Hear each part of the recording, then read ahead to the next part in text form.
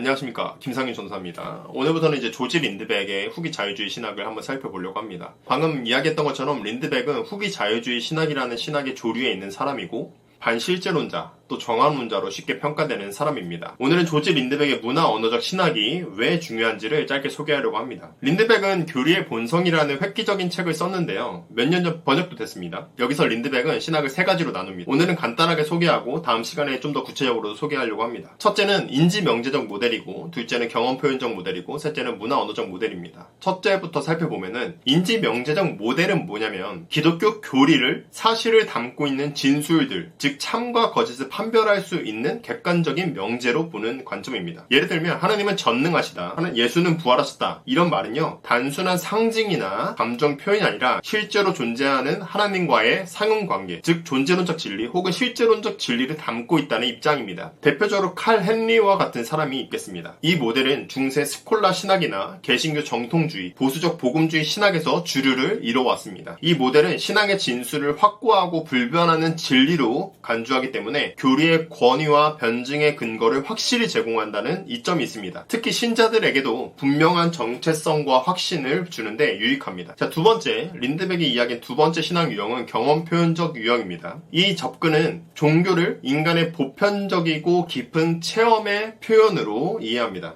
예를 들어서 신에 대한 경외심, 무한에 대한 감동, 사랑과 구원의 경험, 이런 것들은 모든 인간에게 내재되어 있고 각 종교는 이 공통된 체험을 상징과 교리로 표현한 것입니다. 이 유형의 대표적인 사람들로는 슐라이어마어, 틸리, 로너간 같은 사람들이 있고요. 여기서 이제 틸리나 슐라이어마어는 이전에 한스프라이 영상에서도 다루었던 적이 있습니다. 경험 표현적 모델은 종교 간의 공통성과 보편성에 주목하기 때문에 관용하고 대화할 수 있는 점이 있습니다. 또한 개인의 내면을 중시하면서 신앙의 진실성, 진정성을 깊이 존중하는 이점이 있습니다. 셋째, 린드백이 제시한 세 번째 유형은 바로 문화 언어적 모델입니다. 이 모델에 따르면 종교는 삶과 사고 전체를 구성하는 문화적인, 언어적인 틀입니다. 신자는 이 틀 안에서 무엇이 참인지, 무엇이 옳은지, 무엇을 느껴야 하는지를 배워나갑니다. 예를 들어 예수는 그리스도시다 라는 말은 단순한 진술이나 감정 표현이 아니라 세계를 해석하는 방식입니다. 이 모델에서 종교는 존재를 반영하거나 경험을 표현하는 게 아니라 존재를 구성하고 경험을 형성하는 체계입니다. 린드백은 이 문화 언어적 모델을 매우 중요시합니다. 왜냐하면 린드백이 보기에 종교는 실제를 묘사하고 감정을 경험하게 해주는 어법이기 때문입니다. 즉 종교는 인간의 주관을 경험적으로 표현하는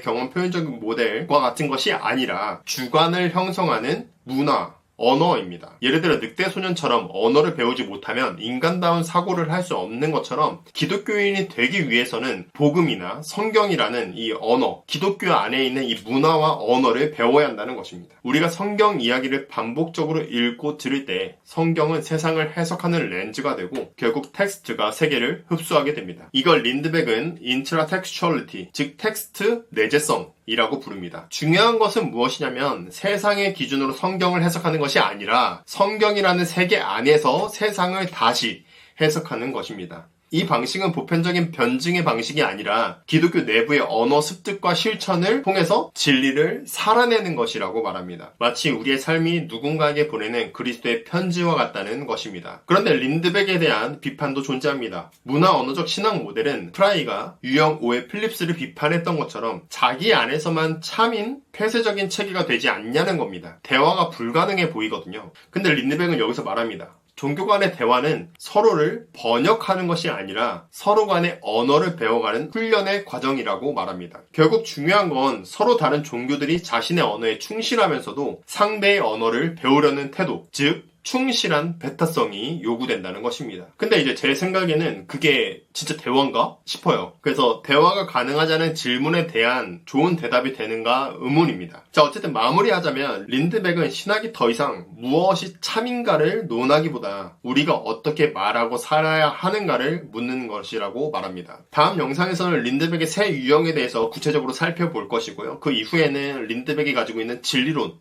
살펴볼 것이고 린드백이 가진 텍스트 내재적 이해를 살펴보려고 합니다. 그래서 이 시리즈만 잘 보셔도 린드백에 대해서 대략적인 이해는 가능하실 거라고 믿어 의심치는 않습니다. 그래서 말인데요, 구독하셔서 알림 설정하시고 다음 영상도 놓치지 말아주시기 바랍니다. 댓글을 통해서 소통할 수 있으면 더 좋겠습니다. 다음 영상에서 뵙겠습니다. 감사합니다.